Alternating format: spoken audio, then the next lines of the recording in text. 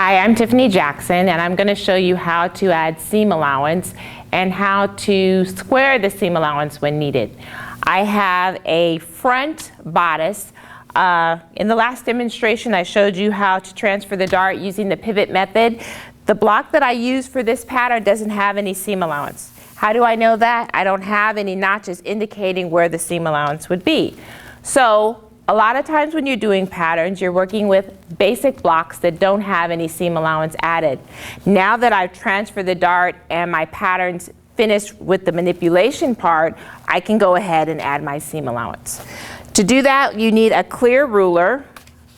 These rulers, this is probably the most used tool that you're going to use because you use it for sewing, pattern making, sketching, and we love it because you can see through it. So it's broken down into 1/8 inch increments. So on all of my sew lines that are going to require seam allowance, I am going to use my ruler by lining up the inside line to my stitch line. So on my shoulder we have a 1/2 inch seam allowance, so I want to add a 1/2 inch to the pattern. So I'm going to line up my stitch line, which is my pencil line, with the ruler at 1/2 inch, and I'm going to draw this in. So this went from having no seam allowance to now having 1/2 inch seam allowance. I'm going to do the same thing on my armhole. This armhole is set up for a sleeve, so the seam allowance on the armhole is 1/2 inch, just like the sleeve seam allowance is 1/2 inch. So again, I'm lining up my ruler so that the 1/2 inch mark is right at my pencil line, and I'm just going to follow the shape. My dart intake has already been shaped, so I'm just going to make sure that whatever this shape is, I'm going to continue using that line as a guide to make my new shape.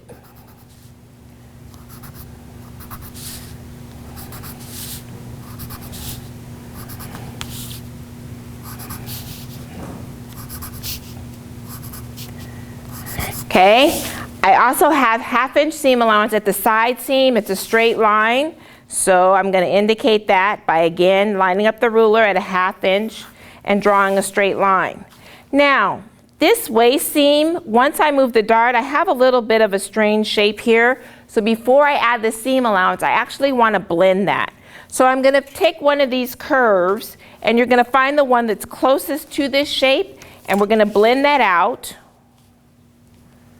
Basically, I'm joining this side to this side.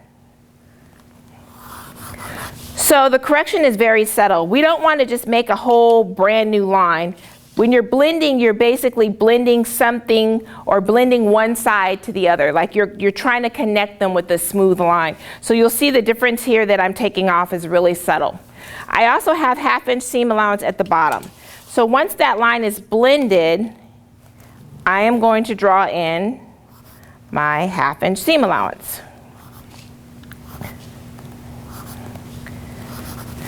This center front is on the fold, so I'm not going to add any seam allowance here.